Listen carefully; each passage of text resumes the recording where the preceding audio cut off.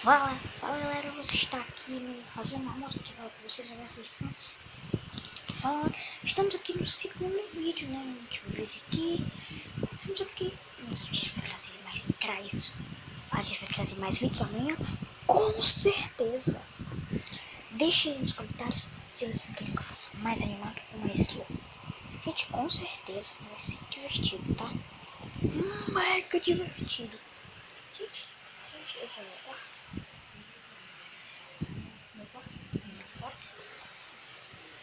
Deixa eu virar mais uma outra família. Isso não é nada. Pisar. Rolou aqui, ó. Rolou aqui, parado, de boa. Ó, rolou. Ó, rolou. Ó, rolou aqui, ó. A marca desse bicho aqui. Desodorante. Olha, ele não sabe. Todo mundo sabe. Olha. Mano do céu. Não acredito que eu esqueci isso. Ô, gente, eu vou cortar aqui o vídeo um pouco pra me pegar um negócio ali que eu esqueci. Não é importante, tá? Não é muito importante aqui. Eu vou já, tá? Vou tchau.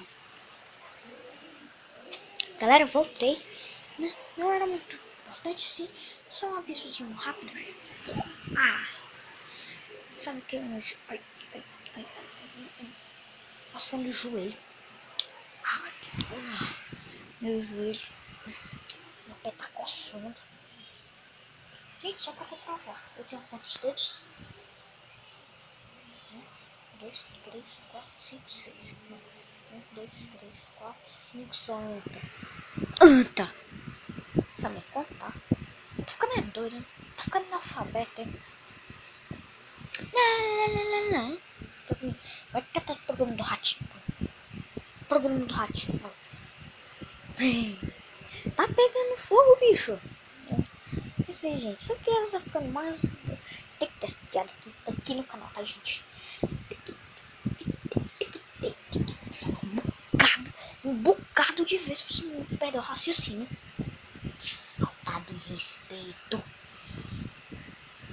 Que arrogância. Eu não vou explicar mais nada. Vou daqui a pouco você ficar doidinho também. Porque ele não bate bem na cabeça. Gente, isso com certeza é uma marmota.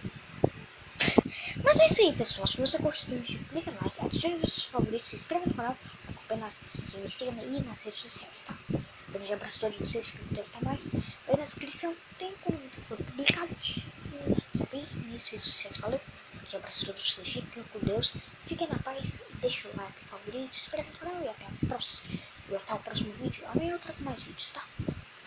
Então, fui!